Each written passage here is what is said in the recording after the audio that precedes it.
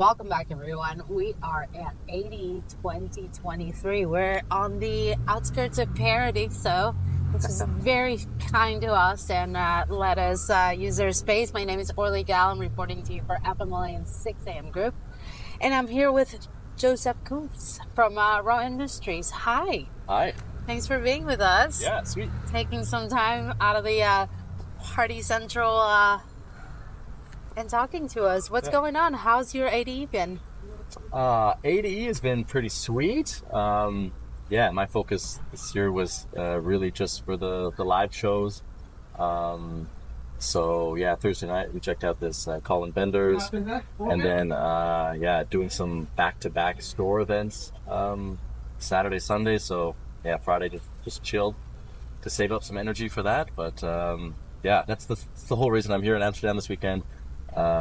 Firstly to see the store events, which is like my favorite party in the world. And why?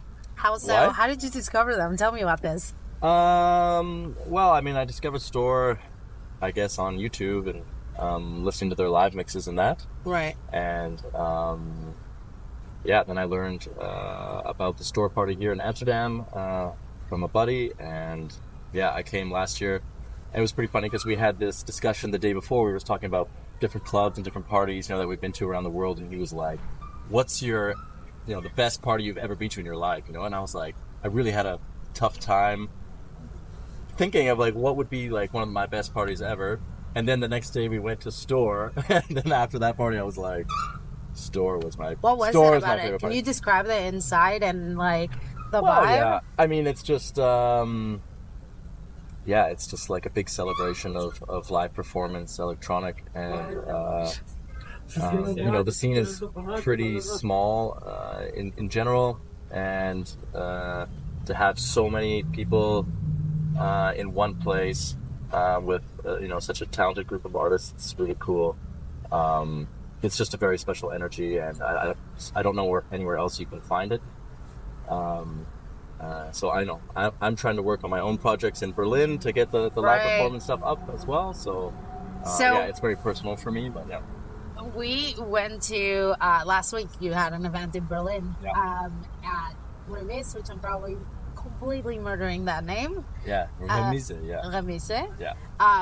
One of the most amazing venues we have ever been to. I believe it was like. You think we're there in the U.S. where we are at with our parties, and then you go to that venue and you're like, what? Yeah. They got a proper bunker in the basement there. And it's my God, raw. just to describe it to you, get rough. No, it was amazing. You walk in through this like decommissioned bomb in the middle of the place with like an encrusted bus. On the side that's like flickering. Everything is pink and red and super cool. And then you go in through a bus to I don't know, what is it, a nuclear plant? I don't know what that place was. It was so cool. Yeah, it's very lived in, this club. Yeah, it's been used. If walls could talk. And then you go downstairs into the bunker. And you had all live artists playing some pretty awesome techno. Upstairs, if we described the feeling of upstairs, there's like a checkered floor on top of a sub-based floor, which made everything super trippy. And then cool. 90s TVs, the sound was insane, and the show was absolutely amazing. I was really, really happy to be there, by the way. Yeah, I'm glad you liked it. Yeah, that was sweet. That's like definitely the biggest party that I put on so far, and it was crazy to bring together 18 live acts. It was quite a feat, and Can you describe the sound check for me, please, with 18 live acts? Well, we had four techs. So usually the club uses one tech for both floors, because for the DJs, it's a lot more simple, of course. So we had 4 techs for the event, and they were busy. But it went pretty smoothly, all in all. Like, I think we ran like 15 minutes late or something like that. So that was a win. That was like a huge that's tech nothing. win. Yeah.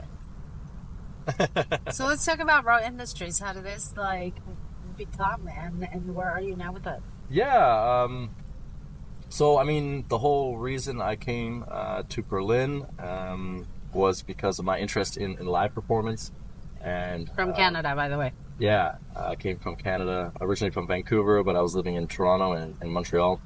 And yeah, I was expecting to find, a pretty big live scene in Berlin. I thought it would be the spot. And yeah, I came and arrived sort of during a weird time. It was Corona, but even then I went to Schneider's-Lawton, the synth shop, to try and get some info. I figured they would have some good resources, and I think Jacko was working. And I asked her where I could find live events. She was like, well, there was like this one place, this one bar, but I don't think they're doing it anymore, or something like this. So I was pretty shocked to find out that there wasn't that much going on, especially like grassroots groups and underground scene. There just wasn't too much. So yeah, I just quickly put my head together and try to come up with some ideas and start some events and start bringing live performance together. And yeah, I connected with Tomo in der Mühlen, Tomo Raw, and he sort of had this Raw brand concept, and I had the my feet on the ground in Berlin, and I told him I was going to start doing events, and so yeah, he brought some of that brand over, and yeah, I'm kind of organizing, and so that's sort of how it was born.